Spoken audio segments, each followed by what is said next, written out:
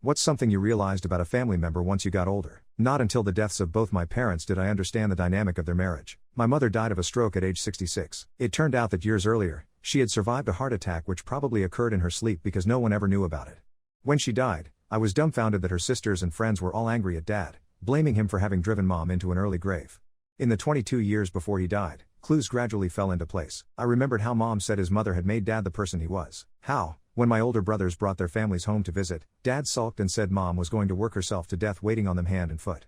How he said the same thing about his second wife and her children and grandchildren. I remembered how Mom refused to have a renewal of vows ceremony for their 25th anniversary, saying she'd meant her vows to be for life the first time, so she didn't see any point. I looked at the photo albums and saw Mom's face change from her engagement, a giddy young woman in love, to an unsmiling older woman.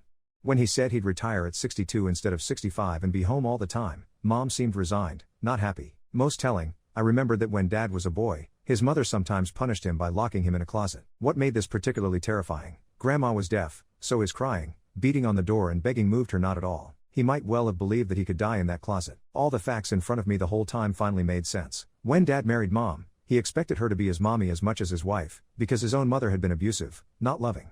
It was surely no coincidence that Mom was older by 18 months. Mom died in November, he was engaged by Christmas, and remarried in April, to a widowed nurse 17 years younger, someone who'd outlive him and care for him like both mommy and wife.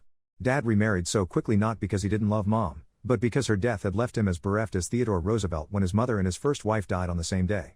When he pouted about Mom's delight in her visiting children and grandchildren, he was jealous. He thought she had a fixed amount of love and any she gave to someone else was less for him. At family gatherings she could be happily chatting with family members, but if he wanted her attention, she had to go with him or he'd sulk. He retired early so he could spend more time with her. He couldn't very well demand that his second wife cut off all contact with her children and grandchildren, but he hadn't forgotten how to pout.